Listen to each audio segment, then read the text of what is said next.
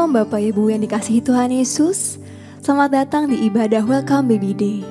Saya percaya setiap kita yang hadir di ibadah ini adalah orang-orang yang merasakan kasih Tuhan setiap harinya. Mari sama-sama kita bersatu dalam doa.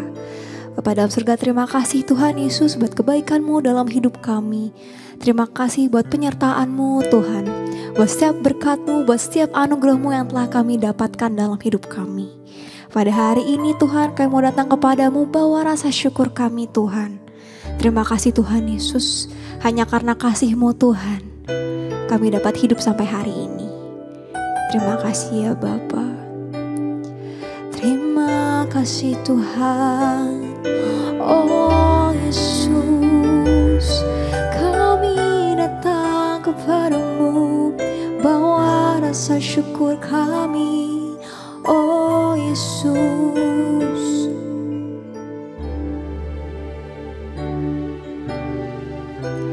dengan apa ku membalas kasih-Mu yang ku terima dari-Mu? Dengan apa ku membalas cinta-Mu? Oh Yesusku, dengan apa ku membalas kasih-Mu yang ku terima dari-Mu? Dengan apa ku membalas cinta-Mu? Oh Yesusku, ku mau selalu bersyukur, selalu bersyukur. Kau Tuhan yang setia, yang selalu menopang. Ku mau selalu bersyukur, selalu bersyukur. Kau Bapa-Ku yang setia, ku mau selalu bersyukur, selalu bersyukur. Kau Tuhan yang setia, yang selalu menopang. Ku mau selalu bersyukur, selalu bersyukur. Kau Bapa-Ku yang setia. Sungguh Engkau Bapa kami yang setia ya Tuhan. Dengan apa ku membalas kasih-Mu yang ku terima dari-Mu? Dengan apa ku membalas cinta-Mu?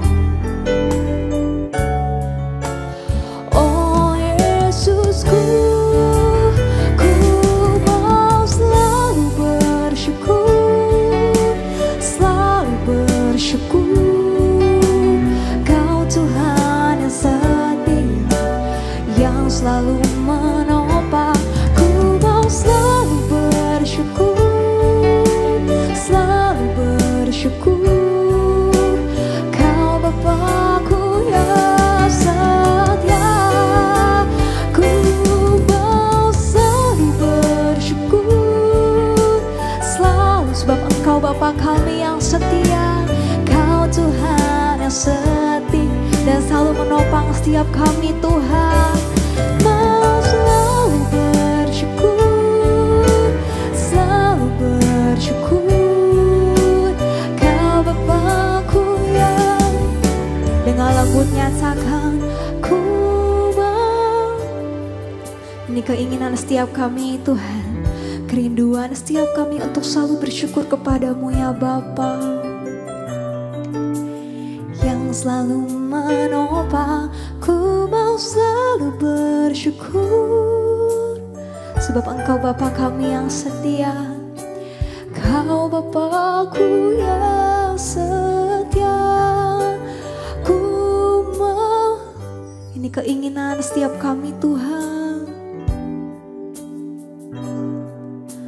Kau Tuhan yang setia, selalu menopang.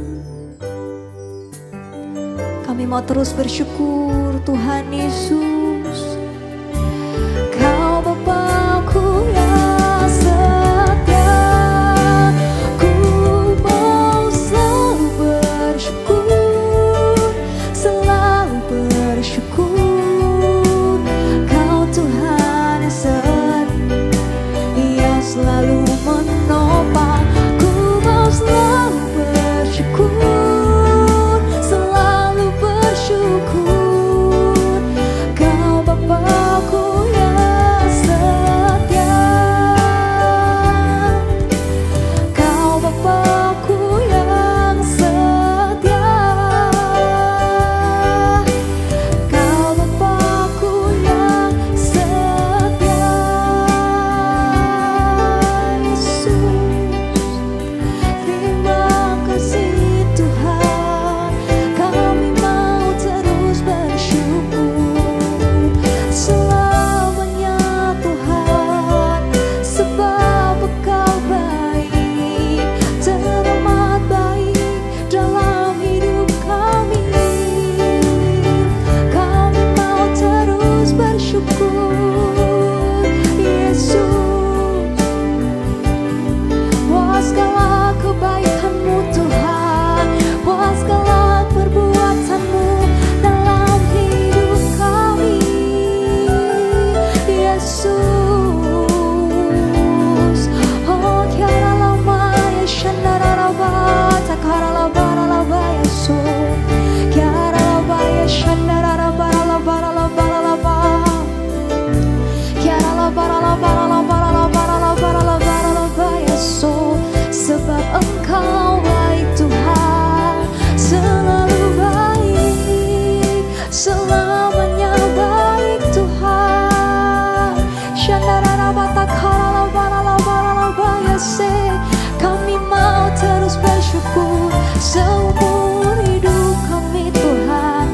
Kami mau terus menyembah-Mu.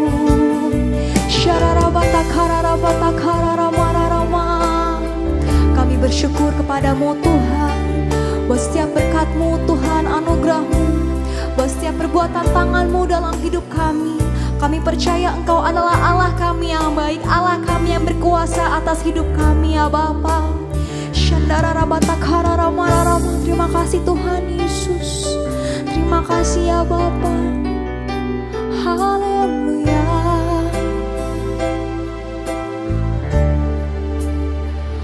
For you are great, you do miracles so great. There is no one else like you.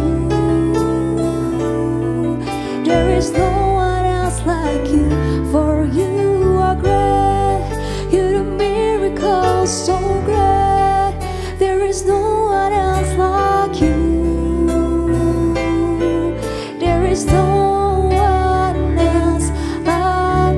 Dengan imanmu nyatakan, for you are great, you do miracles so great. There is no one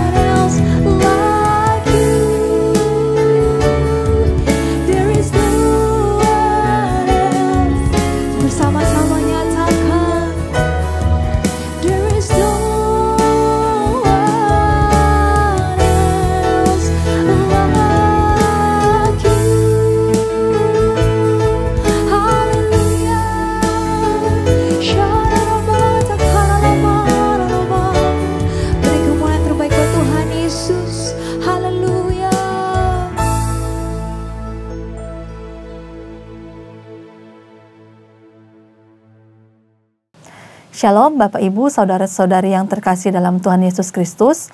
Sukacita sekali hari ini bisa melayani kembali dalam program acara Welcome Baby Day. Terima kasih untuk GBI PRJ CK7 dan Ci Anita yang sudah mengundang saya kembali untuk acara hari ini. Perkenalkan, saya Dr. Janet Sumampos, spesialis obstetri dan ginekologi. Saat ini saya bekerja di Rumah Sakit Mentari Tangerang dan Metro Hospital Cikupa. Topik yang saya akan bawakan hari ini mengenai kehamilan ektopik terganggu. Kehamilan berawal dari sel telur yang telah dibuahi oleh sperma. Dalam proses kehamilan normal, sel telur yang telah dibuahi akan menetap di saluran indung telur atau tuba falopi sebelum nanti akan dilepaskan ke dalam rahim. Selanjutnya, sel telur akan menempel di rahim dan terus berkembang hingga masa persalinan tiba. Sementara pada kehamilan ektopik atau kehamilan di luar kandungan, sel telur yang dibuahi tidak menempel pada rahim. Keadaan ektopik sendiri sering terjadi pada tuba falopi atau saluran telur. Selain itu, kondisi ini juga bisa terjadi di indung telur, leher rahim atau serviks, ataupun di rongga perut. Epidemiologi di negara maju, insidens kehamilan ektopik meningkat sampai 6 kali dalam 20 tahun terakhir dan terdapat pada 2% dari kehamilan dan total kelahiran. Insiden pada kehamilan dari wanita usia 35-44 tahun biasanya meningkat 3 kali lipat dari kehamilan pada wanita usia 15-24 tahun. Insiden pada kehamilan dari ibu usia 35-44 tahun bisa terjadi kisaran 27,2 per 1000 kehamilan. Insiden juga meningkat 7-13 kali lipat pada mereka yang pernah menderita kehamilan ektopik pada kehamilan sebelumnya. Insiden kehamilan ektopik pada IVF atau bayi tabung dilaporkan berkisar 2,1 sampai 9,4%. Menurut lokasinya, insiden kehamilan ektopik pada kehamilan alamiah 98,3% terjadi pada saluran telur, 1,4% dalam rongga abdomen, 0,15% pada ovarium, dan 0,15% pada serviks. Apa yang menjadi penyebab dari kehamilan ektopik itu sendiri? Biasanya terjadi karena kerusakan pada saluran telur dan kemudian terjadi akibat peradangan atau infeksi dan pembedahan pada saluran telur itu sendiri. Faktor resiko dari kehamilan ektopik bisa terjadi pada setiap wanita yang aktif secara seksual. Namun, ada beberapa faktor yang dapat meningkatkan resiko terjadi kehamilan ektopik, yaitu hamil di atas usia 35 tahun atau lebih, penyakit menular seksual seperti gonore dan klamidia, pernah mengalami kehamilan ektopik pada kehamilan sebelumnya, pembedahan pada saluran telur dan sterilisasi dengan insiden menjadi 21 kali lipat, pernah mengalami pembedahan dalam pelvis atau abdomen, program bayi tabung, pernah terkena infeksi genitalia atau pelvis dengan insiden 2-4 kali lipat, infertilitas, merokok, dan pada usia dini kurang dari 18 tahun sudah terjadi hubungan seksual pertama kali. Pengertian kehamilan ektopik sendiri adalah kehamilan abnormal yang terjadi di ekstrauterin. Kehamilan ekstrauterin atau kehamilan ektopik terjadi apabila ovum yang berfertilisasi berimplantasi pada jaringan selain endometrium. Walaupun sebagian besar dari kehamilan ektopik berlokasi pada pars ampularis tuba falopi, kehamilan ektopik sendiri dapat juga terjadi di lokasi lainnya. Bagaimana mendiagnosa kehamilan ektopik itu sendiri? Dokter pertama kali tentunya akan melakukan tanya jawab terutama terkait dari hari pertama menstruasi terakhir dari pasien tersebut. Setelah itu, dokter akan melakukan pemeriksaan seperti tes kehamilan melalui urin dengan menggunakan tes pack, tes melalui darah untuk mengukur kadar hormon human chorionic gonadotropin atau HCG dan melakukan USG transvaginal untuk memastikan lokasi dari kehamilan tersebut. Gejala klinis, gejala klasik dari trias kehamilan ektopik adalah nyeri abdomen, amenore, dan perdarahan per vaginam. Tentunya dengan hasil test pack positif. Dan nyeri yang terjadi dapat unilateral atau bilateral dan mungkin terjadi pada perut bagian atas atau bawah. Dengan nyeri yang bersifat tumpul, tajam, atau keras dan dapat terus-menerus terjadi ataupun intermittent. Dari pemeriksaan fisik kita dapat kondisi pasien yang sudah lemas dan pucat dengan tanda-tanda vital, tekanan darah rendah, nadi lemah dan cepat, kemudian dengan suhu meningkat. Semuanya ini adalah tanda-tanda dari fase shock. Dari pemeriksaan fisik juga didapatkan keadaan konjungtiva yang anemis, kemudian pandangan kabur. Dari sistem reproduksi didapatkan adanya rasa nyeri pada goyang porsio dan rasa nyeri pada penekanan cavum Douglas dan ada perdarahan per vaginam. Daerah ekstremitas didapatkan tangan dan tungkai dingin serta warna kulit menjadi pucat. Untuk pemeriksaan penunjang kita lakukan USG untuk mendapatkan di mana kantong kehamilan berada. Bisa kehamilan di ekstrauterin untuk kehamilan ektopik dan didapatkan cairan bebas di daerah rongga perut. Kemudian kita melakukan tes serial pada pemeriksaan hemoglobin tiap 1 jam sekali. Nah, ini adalah gambar dari kehamilan ektopik itu sendiri.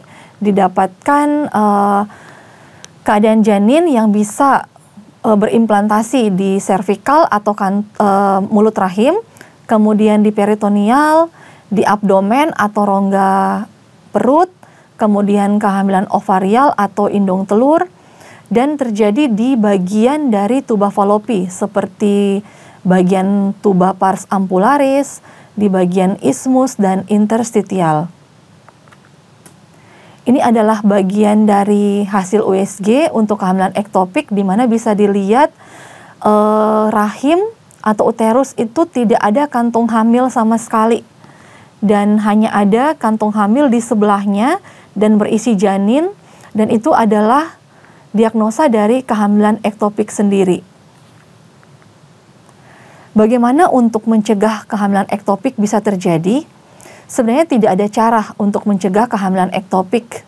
Meski demikian, ada upaya yang bisa dilakukan untuk menurunkan resiko terjadinya hamil di luar kandungan pada kehamilan berikutnya. Antara lain, berhenti merokok, menjaga berat badan ideal, menghindari perilaku yang meningkatkan resiko terjadinya penyakit menular seksual, dan menjalani pemeriksaan kesehatan kandungan secara rutin. Pengobatan kehamilan ektopik sendiri bisa melalui obat-obatan untuk menghentikan pertumbuhan sel janin, operasi laparoskopi.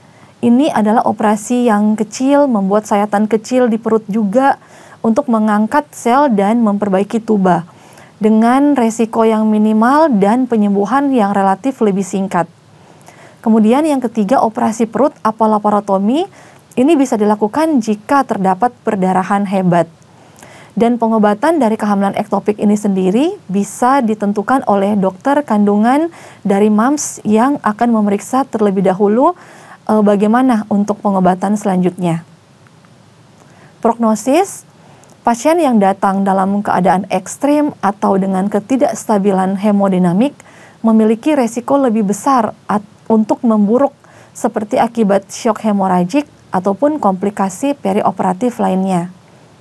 Prognosis akan bergantung pada pengenalan dini dan gejala klinis yang terjadi. Untuk take home message, lakukan pemeriksaan tes kehamilan jika MAMS semua ada gejala telat haid. Jika hasil tes pack positif, segera lakukan USG untuk mengetahui letak dari kantung gestasi ke dokter kandungan SMAM terdekat. Sebaiknya menggunakan USG transvaginal pada hamil usia muda. Terima kasih, semoga materi hari ini bermanfaat untuk MAMS semuanya. Tuhan Yesus memberkati. Shalom, Gembala dan seluruh pengerja GBI JCK 7 serta jemaat Tuhan mengucapkan terima kasih kepada Dr. Janet Sumampau MBiomed SPOG yang telah memberkati kita semua. Tuhan Yesus memberkati dokter dan keluarga berlimpah-limpah. Sehubungan dengan pilkada serentak pada hari Rabu 27 November 2024, maka diinformasikan sebagai berikut. Kantor OTPCK 7, Doa Fajar dan Bible Study diliburkan pada hari tersebut. Dan aktif kembali pada hari Kamis 28 November 2024, Menara Doa 24 jam tetap aktif seperti biasa.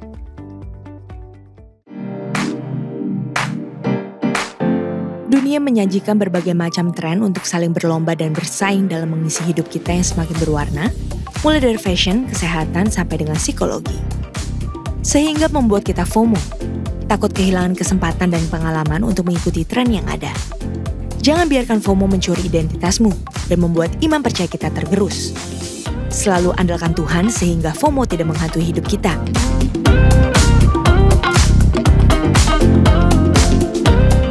Mari bergabung bersama Women of Integrity untuk memperkaya iman percaya kita agar terhindar dari FOMO, Fear of Missing Out. Bersama Ibu Eva Indri Pardede pada hari Kamis tanggal 28 November 2024 pukul 10 pagi. Bertempat di Ruang Safir dan Pearl, Integrity Convention Center lantai 9.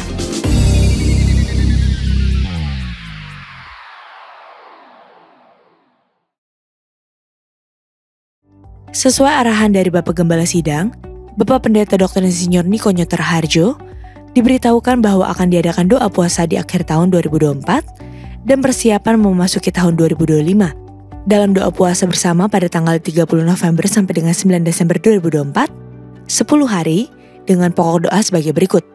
Indonesia, perekonomian global, perdamaian dunia, kebangkitan generasi Yeremia, persiapan memasuki tahun 2025, pencurahan Roh Kudus di era Pentakosta ketiga, fokus penyelesaian amanat agung tahun 2033. Jenis puasa ditentukan oleh masing-masing pribadi dan lebih banyak masuk menara doa. Doa puasa tersebut wajib diikuti seluruh pengerja dan aktivis, serta jemaat dihimbau. He chose to come. He came to save. Christ for all. Join us this 8th of December. Let's celebrate Him. A special Christmas extravaganza. Let us come as one and lift our voices. For unto the King of Kings we give Him all the glory, honor, and praise.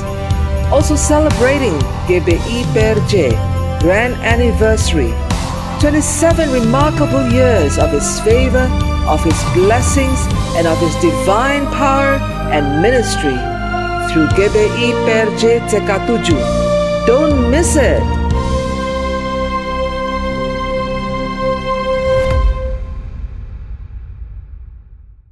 Untuk info lengkap seluruh kegiatan GBI PRJ CK7, maka Bapak Ibu dapat follow sosial media GBI PRJ baik di Instagram, TikTok, Threads, Facebook, maupun Twitter. Sekian pengumuman pada hari ini. Terima kasih atas perhatian Bapak Ibu sekalian. Tuhan Yesus memberkati.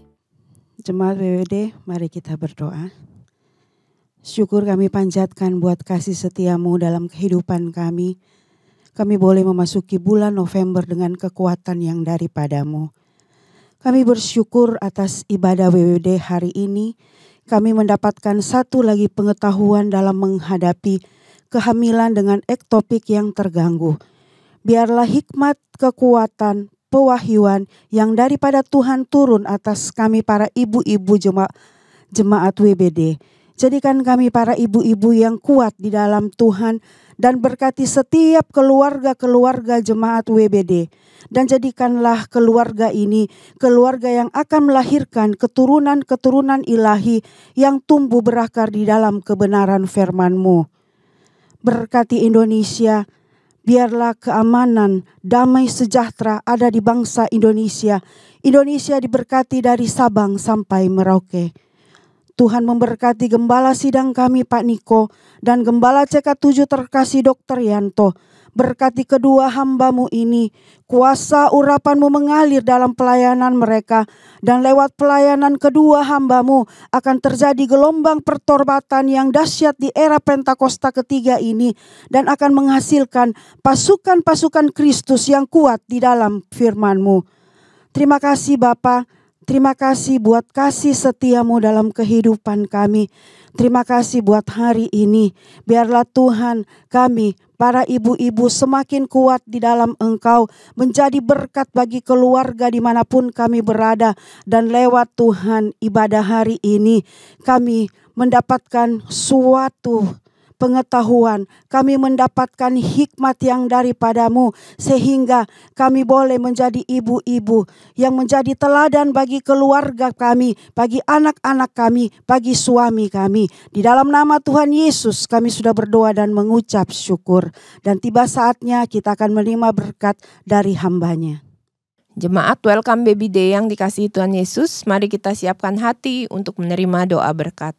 Terimalah berkat yang berlimpah-limpah dari Allah Bapa, kasih karunia dari Anak yang tunggal Yesus Kristus, dan penyertaan yang manis dari Roh Kudus menyertai kita mulai hari ini sampai Maranatha, bahkan untuk selama-lamanya. Haleluya, amin.